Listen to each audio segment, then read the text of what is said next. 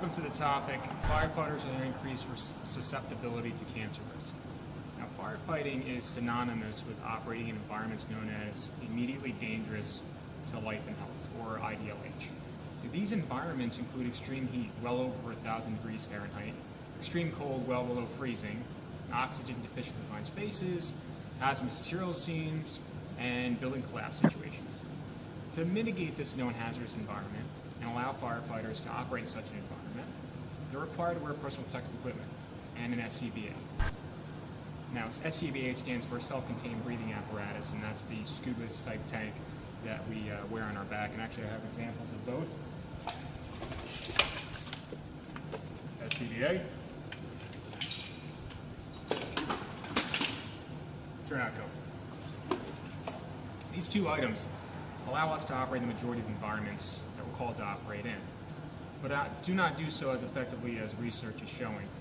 However, not all hazards are known at all times, and we make educated guesses and assumptions to what situation and hazard we may be dealing with. The majority of the time, proper pre-planning and sufficient documentation and witnesses allows us to be correct and to mitigate the hazard and make the environment safe. But recent building construction improvements, which benefit the consumer and not the responder, incorporate synthetic materials and lightweight collapse-prone construction. Now, these materials can be found in home construction materials and in consumer products, include couches, refrigerators, flooring, mattresses, and paint, to name a few.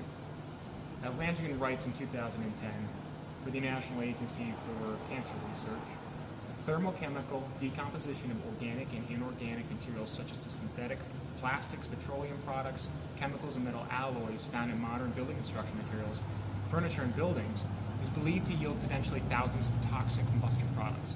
And these include benzene, polycyclic aromatic hydrocarbons, formaldehyde, dioxins, polychlorinated biphenyls, vinyl chloride, acrolein, asbestos, and heavy metals such as lead and arsenic. Now, these carcinogens are detected in the smoke, soot, and tar that's generated from a building fire. And as I've experienced, and my colleagues will attest to, we find ourselves smelling like smoke for days after a fire, where even a shower doesn't change it for the better. Now, this is the uncontrollable absorption and ingestion of our operating environment that is a real problem for us. We're not in a hermetically sealed suit for firefighting as we are in hazardous materials response. And my personal antidote when back at the fire station, I shower, and then I perform an arduous workout after the fire, which may seem counterintuitive as presumably we should be resting for the next emergency, but the fact is we must sweat out as much as possible as quickly as possible. Now, several studies have shown that firefighters experience higher incidences of contracting cancers and dying from them.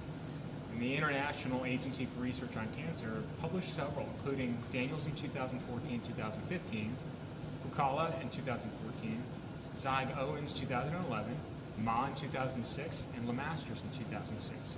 And what Daniels found in a pool of nearly 30,000 firefighters, which were followed for nearly 60 years, from San Francisco, Chicago, and Philadelphia fire departments, that we developed 9% more cancers, and were 14% more likely to die from them than the general population. Now, if we think of this in terms of the general population, or those who are not firefighters, you can have a 39.6% chance of contracting cancer of some form, or 1 in 3, and a risk of dying from it at about 22%, or 1 in 5. Now we tack on the additional probability for a firefighter, and you see the alarm. 39.6 plus 9 equals 48.6%, or 1 in 2. And to die from it, we have a 36% higher chance than those we're called to help. Now, Daniels in 2014 also found that we were 100% more likely to die from mesothelioma, 39% more likely to die of esophageal cancer, and 31% more likely to die from colon cancer. In addition to that, 29% more likely to die of kidney cancer than the general population.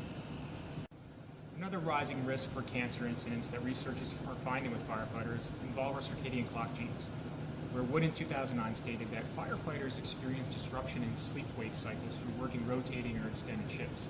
And this has been categorized as a carcinogen by the International Agency for Cancer Research. Personally, I work a 48-hour shift and receive 48 to 72 hours off, but may at times be required to work a 72-hour shift if our minimum manning requirement isn't filled. And that's the minimum amount of firefighters that we have to maintain on duty at all times. Now, in addition to this, to put this into perspective, I work 2 additional jobs. I go to school full-time, I have a wife, and I have 2 small children to help raise as well. The events of September the 11th allowed researchers to take advantage of a short-term, acute, massive carcinogenic event that found nearly 9,000 firefighters that they surveyed within a 7-year span at a 10% higher risk of being diagnosed with a cancer than the general population, and a 32% higher probability than those who did not respond that day.